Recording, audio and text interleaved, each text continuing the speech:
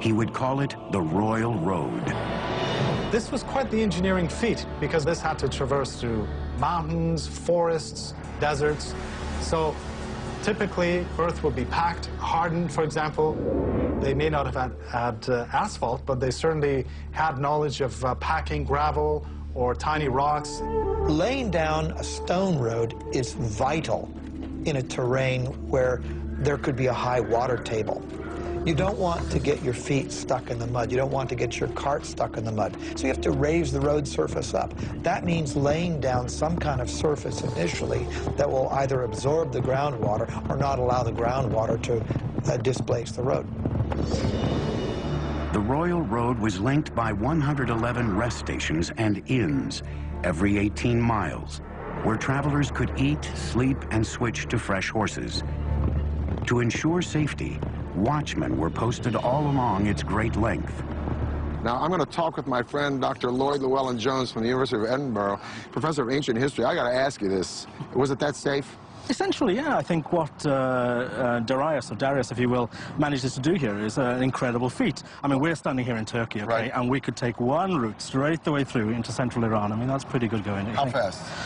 Okay, so if we're on horseback and we're riding from one of these little garrisons to garrison every 15 miles, changing fresh horses, we can do that in about 6-7 days, maybe. 6 or 7 days? Yeah. So you could send messages on this road, friends, yeah, next city? Most definitely, and you know, and for trade, it's a godsend, as you can imagine. And this road cut through so much stuff. I mean, it just doesn't follow, you know, a formal pathway.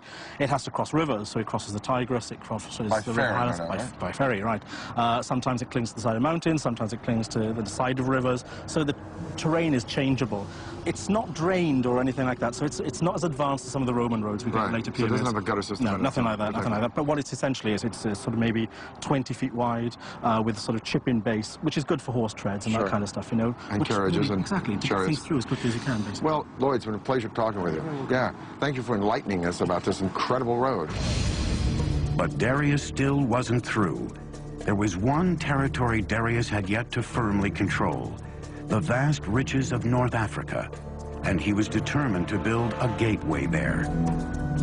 He had his engineers devise a giant canal linking the Mediterranean and the Red Sea. Everyone has heard of the Suez Canal, but how many have heard of Darius's canal? What Darius did was build an east-west canal that was 130 miles long. With the Persian knowledge of hydrology, Darius's engineers used digging tools made of bronze and iron to first open the canal, then clear any blown sand and line it with stone ready for his ships to sail. It would take 7 years to complete the 130-mile-long waterway with a massive labor force of Egyptian stone cutters and canal builders. Parts of the canal between the Nile and the Red Sea were actually not waterways, but just points along which the ships could be dragged until they reached another deeper portion where they could again sail their course. Darius says, I, Darius, king of kings, conqueror of Egypt, built this canal.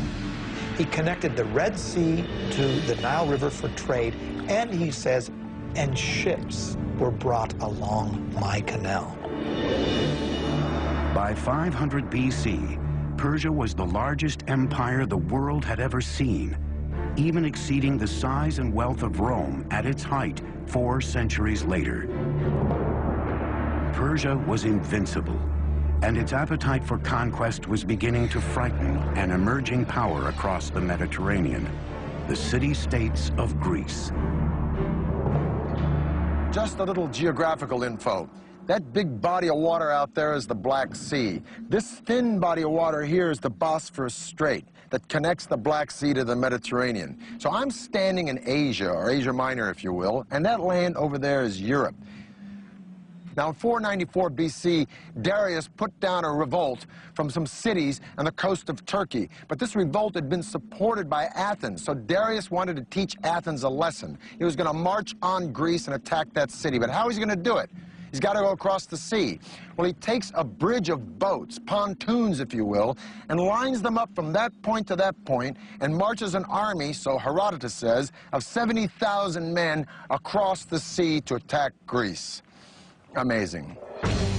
Persian engineers connected one side of the Bosporus to the other by scuttling boats side by side to form the foundation. Then they built a highway across the top, linking Asia to Europe. Probably this was a system of planks, and underneath there was a system of packed earth or perhaps dry wood to keep basically the road stable.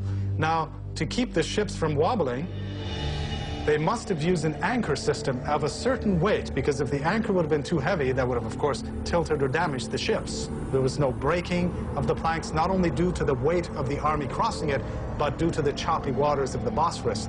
That's quite the feat of engineering before the age of computers. It is late August in the year 490 BC. Darius has already marched into Greece and taken Macedonia.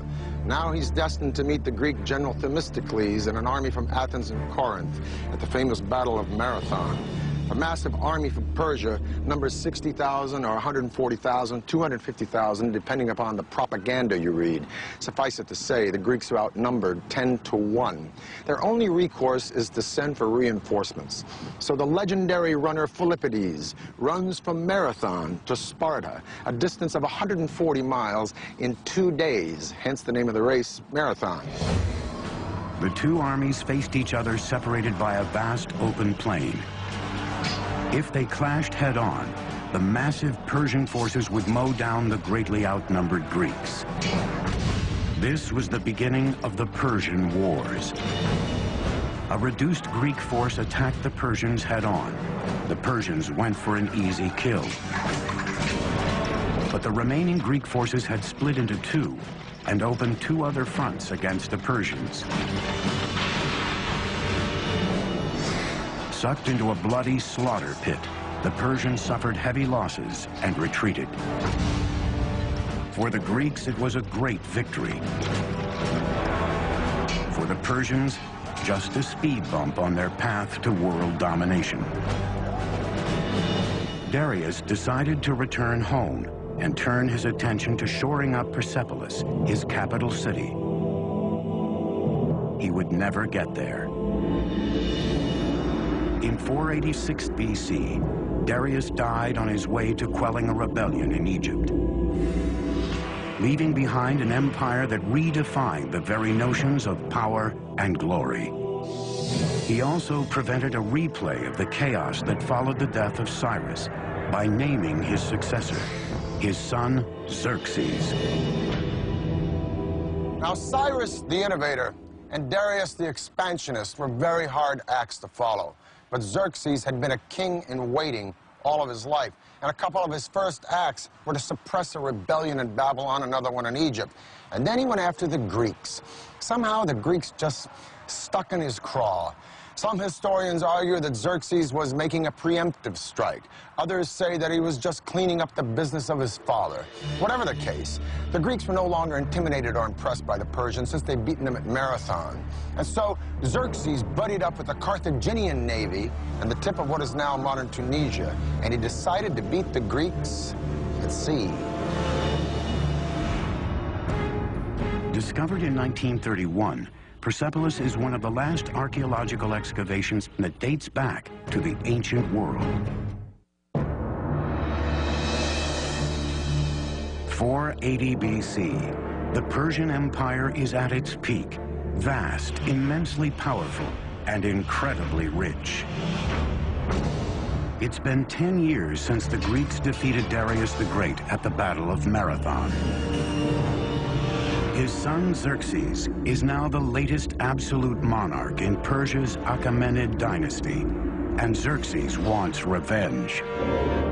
Greece is only beginning to emerge as a force to be reckoned with, a coalition of profoundly different city-states, from democracies to dictatorships. They are united only by one creed, their hatred of Persia. The ancient world is on the verge of the Second Persian War.